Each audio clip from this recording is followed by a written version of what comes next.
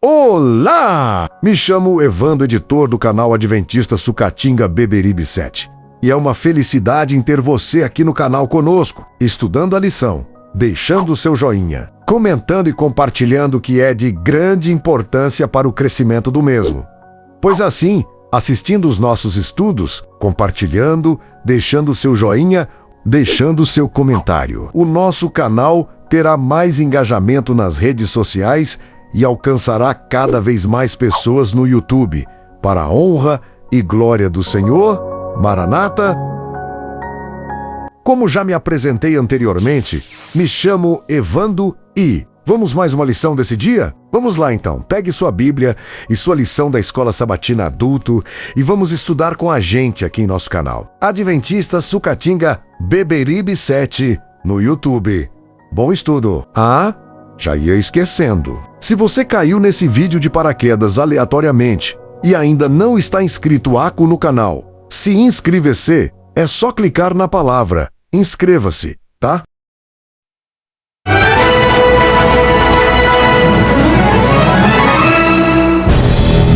Imagine terminar uma semana inteira estudando sobre vida e morte e ainda estar vivo para contar a história. Já é uma boa notícia. Mas, falando sério, não foi uma semana qualquer. Não estudamos frases bonitas para decorar, mas verdades que mexem com o eixo da nossa fé. Descobrimos que viver não é apenas acordar, trabalhar e pagar contas. Isso até o boleto faz. Viver, segundo Paulo, é Cristo. E quando Cristo ocupa o centro, até a morte perde o ar de ameaça.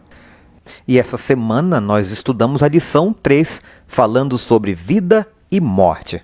Este é o momento de juntar as peças, revisar o que aprendemos e deixar o Espírito Santo fazer aquele ajuste fino que só Ele sabe fazer, sem barulho, mas com efeito eterno. Convido você a orarmos então por essa nossa recapitulação. Senhor nosso Deus e Pai, nós te agradecemos por esta semana de estudo que nos tirou da zona de conforto e nos colocou diante das perguntas certas. Por que vivemos? Para quem vivemos? E em quem confiamos quando a vida aperta, Pai? Obrigado porque a Tua palavra não nos distrai, ela nos desperta.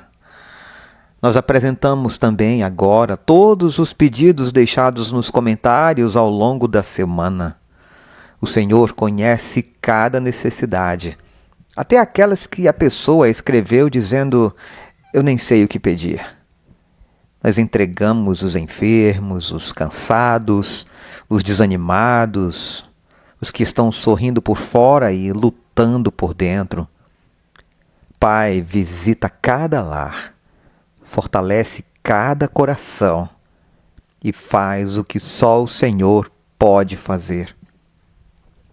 Que o Teu Espírito Santo nos acompanhe neste estudo adicional, nos ajude a compreender melhor o que aprendemos e, principalmente, a viver aquilo que estudamos. E que Cristo seja exaltado não só na teoria, mas na prática. Em nome de Jesus, amém. Agora, antes de avançarmos, vamos revisar o verso para memorizar. Aquele que, se a gente realmente entendesse, resolveria metade das nossas crises existenciais. Enquanto ouvimos a música da semana, repita com atenção, não só com a boca, mas com o coração. Porque para mim o viver é Cristo e o morrer é lucro. Filipenses 1, verso 21. Que música deleitosa. Amanhã tem mais, amanhã tem novidade. Martin Luther King Jr. disse, se um homem não descobriu algo pelo que morreria, ele não está apto a viver. Paulo expressou um sentimento semelhante. Para mim, o viver é Cristo e o morrer é lucro. Essas não foram palavras vazias. Paulo realmente estava disposto a morrer por Cristo e, de fato, morreu por ele. Ao citar o Salmo 44, verso 22, Paulo declarou: por amor de ti, somos entregues à morte continuamente. Fomos considerados como ovelhas para o matadouro. Por isso, suas palavras em Gálatas 2, verso 20, não deveriam nos surpreender. Quando ele diz: fui crucificado com Cristo. Paulo esteve disposto a morrer por Cristo porque estava comprometido a viver por ele. O apóstolo continuou: logo, já não sou eu quem vive, mas Cristo vive em mim. E esse viver que agora tenho na carne, vivo pela fé no Filho de Deus. Assim, Paulo viveu e morreu por causa do Evangelho.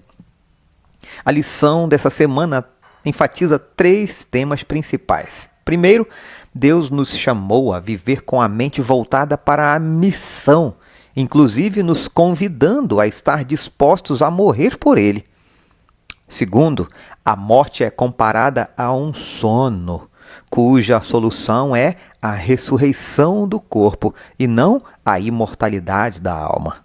E terceiro, Cristo nos chamou à unidade em seu espírito.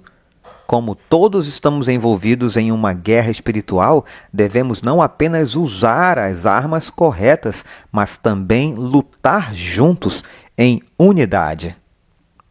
John Bradford foi queimado vivo na fogueira em 1º de julho de 1555.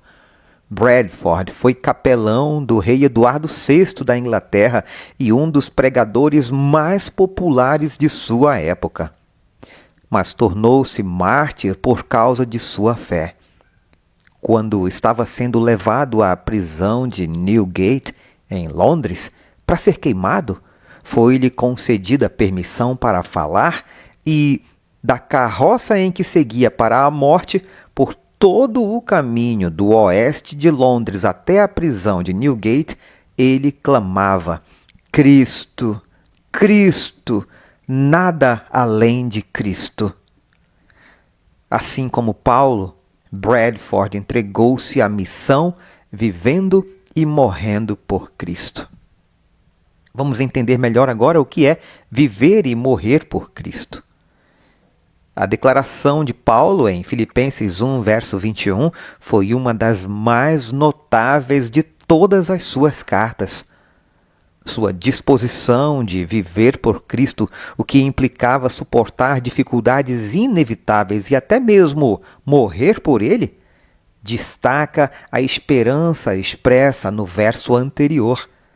Cristo será engrandecido no meu corpo, quer pela vida, quer pela morte. Filipenses 1, verso 20. Um conceito intrigante, no entanto, é a afirmação de Paulo de que morrer é lucro. O que ele quis dizer com isso? Como alguém pode se beneficiar com a própria morte? Com base no desejo que Paulo expressou em Filipenses 1, verso 23, quando ele diz partir e estar com Cristo, alguns inferiram que ele estaria afirmando que estaria na presença de Cristo imediatamente após a morte. No entanto, tal ideia contradiz os ensinamentos claros das Escrituras a respeito da mortalidade da alma e da morte como um sono. Para entender o que Paulo quis dizer ao se referir à morte como lucro, é importante examinar seu uso da palavra lucro, do grego kerdos, e do verbo cognato lucrar, do grego kerdaino, em outros trechos de seus escritos. Em Filipenses capítulo 3, versos 7 e 8, Paulo mencionou que aquilo que antes considerava como lucro, kerdos, agora considera como perda por causa de Cristo. Filipenses 3:7, isto é, por causa da sublimidade do conhecimento de Cristo Jesus. Paulo explica ainda: por causa dele perdi todas as coisas e as considero como lixo para ganhar keidarno a Cristo. Filipenses 3:8. Assim, para Paulo, morrer era lucro no sentido de que, no fim, ele ganharia Cristo ao vê-lo em sua segunda vinda. 2 Timóteo 4, verso 8. Também é possível que o lucro, kerdos, em Filipenses 1:21, tenha um sentido missionário. Em 1 Coríntios 9, versos 19 ao 22, Paulo usa kerdaino como um termo missionário. Fiz-me escravo de todos a fim de ganhar, kerdaino, o maior número possível. Para com os judeus, fiz-me como judeu, a fim de ganhar, kerdaino, os judeus. Para os que vivem sob o regime da lei, como se eu mesmo assim vivesse para ganhar, kerdaino, os que estão debaixo da lei, embora eu não esteja debaixo da lei. Aos sem lei, como se eu mesmo o fosse, para ganhar, kerdaino, os que vivem fora do regime da lei, fiz-me fraco para com os fracos, a fim de ganhar, kerdaino, os fracos. Nesse sentido, o seguinte comentário sobre Filipenses 1:21 é esclarecedor. Paulo está preocupado em glorificar a Cristo. Se o Senhor achava melhor que ele testemunhasse por meio da vida e do ministério, certamente ele o faria. No entanto, a morte de um justo também pode ser uma afirmação poderosa da eficácia do Evangelho da Graça. O contraste entre a morte dele e a de alguém que morre sem esperança seria tão marcante que sua influência seria positiva para o reino de Cristo. Os corações são tocados e abrandados pela confiança de alguém cuja esperança está em Deus, mesmo em face da morte. Paulo acreditava que sua morte marcaria a culminação de sua obra missionária. Vamos ler o que ele diz em Filipenses capítulo 2, verso 17. Entretanto, mesmo que eu seja oferecido como libação sobre o sacrifício e serviço da fé que vocês têm, fico contente e me alegro com todos vocês. Vamos comparar com 2 Timóteo capítulo 4, versos 6 e 7. Quanto a mim, já estou sendo oferecido por libação, e o tempo da minha partida chegou. Combati o bom combate, completei a carreira, guardei a fé. Além disso, é provável que ele pensasse que entregar sua vida poderia encorajar os filipenses a um alto sacrifício, ou levasse outros a conhecer a fé que ele mantinha tão tenazmente. Paulo via a morte como lucro porque, em sua próxima experiência consciente, a ressurreição, ele veria Cristo. Ao mesmo tempo, Paulo também tinha certeza de que, entre sua morte e a segunda vinda de Cristo, estaria dormindo no túmulo.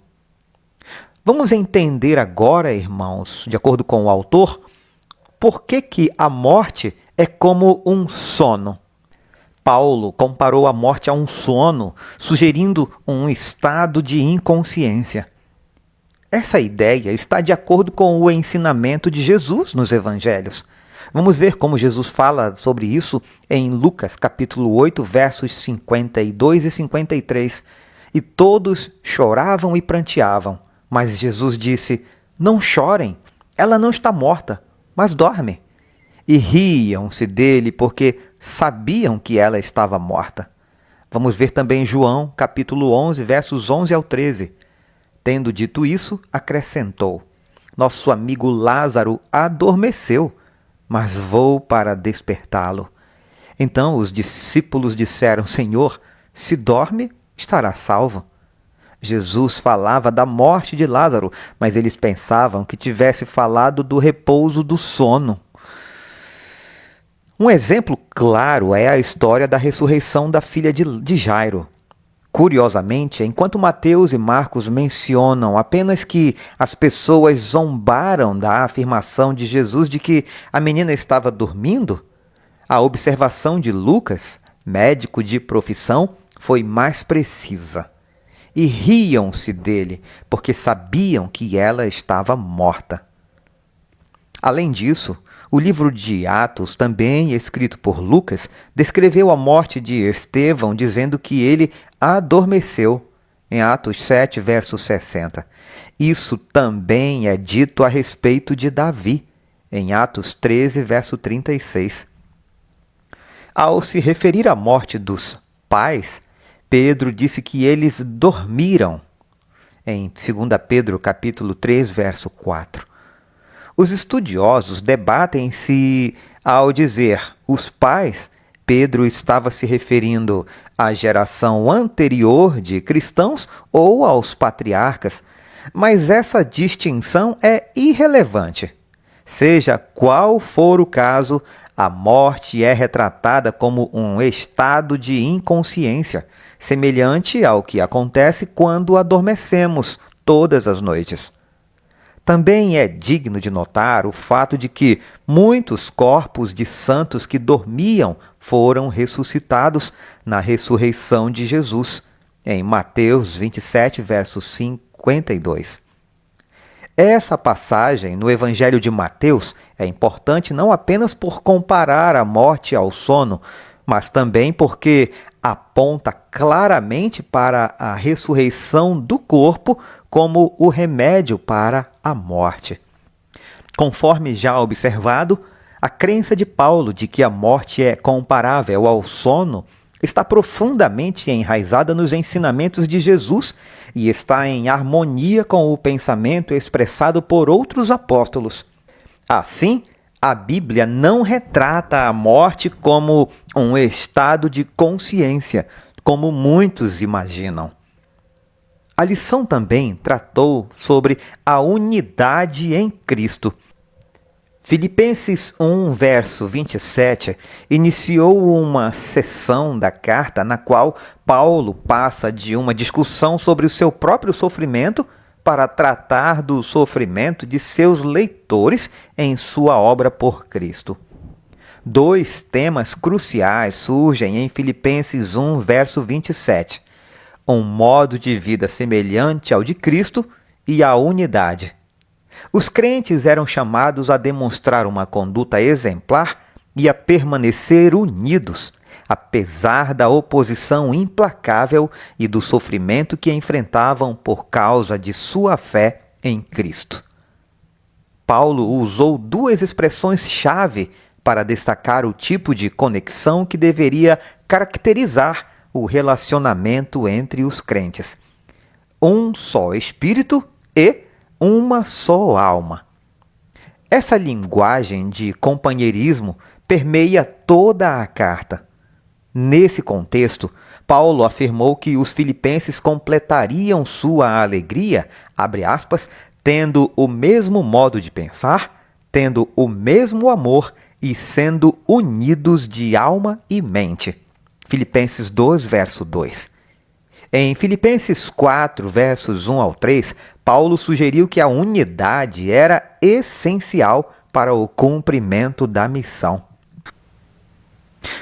O autor da lição conclui declarando que Filipenses 4, verso 3 apresenta 4 palavras compostas introduzidas por uma partícula grega. E ele cita então as 4 palavras que eu vou falar apenas o significado delas. Com ou juntamente com. A outra significa companheiro de jugo. A próxima significa tomar junto. E a última, lutar juntamente com. E ainda, cooperador ou companheiro de trabalho. Ele termina dizendo que assim, Paulo mencionou mulheres que se esforçaram com ele no Evangelho, bem como seus cooperadores, todos eles envolvidos na missão. Agora, na aplicação para a vida, nós vamos refletir sobre alguns temas e, no final, temos 2 perguntas para a nossa reflexão. Jesus disse: o discípulo não está acima do seu mestre, nem o servo acima do seu senhor. Em Mateus capítulo 10, verso 24. Entre outras coisas, esse ensinamento inclui rejeição, sofrimento e até martírio. Em João 15, verso 20, Jesus declarou: se perseguiram a mim, também perseguirão vocês. Como obreiros na causa de Cristo, devemos estar preparados para tempos difíceis. A Bíblia revela que Satanás está atuando com diligência neste mundo para impedir que o Evangelho seja pregado a todas as nações, tribos, línguas e povos, pois sabe que pouco tempo lhe resta. Apocalipse 12, verso 12. O povo de Deus também deve trabalhar com diligência. Assim, Cristo nos chama a viver para a missão. E, se morrermos enquanto estivermos dedicados à nossa tarefa missionária, temos a certeza de que dormiremos no túmulo, aguardando a ressurreição na segunda vinda de Jesus. Deus não se esquece daqueles que morreram fiéis à mensagem do terceiro anjo. É prometido a eles: bem-aventurados os mortos que desde agora morrem no Senhor. Sim, diz o Espírito, para que descansem das suas fadigas, pois as suas obras os acompanham. Apocalipse 14, verso 13. Por enquanto, é necessário perseverar. Somos chamados a tomar a nossa cruz e seguir a Cristo, até o dia em que trocaremos a cruz pela coroa da vida. Enquanto isso, devemos trabalhar juntos contra um inimigo comum. Paulo escreveu: a nossa luta não é contra carne e sangue, mas contra as forças espirituais do mal. Unidos em Cristo e revestidos com a armadura de Deus, seremos vencedores. 2 perguntas para fechar a nossa lição. Pense num momento em que você sofreu perseguição religiosa. Como o sofrimento por causa de Cristo fortaleceu sua fé? Outra pergunta: para qual missão Cristo o chamou ou a chamou? E como você tem cumprido essa missão para Ele? Queridos irmãos, o testemunho do apóstolo Paulo nos desafia a reorganizar nossas prioridades.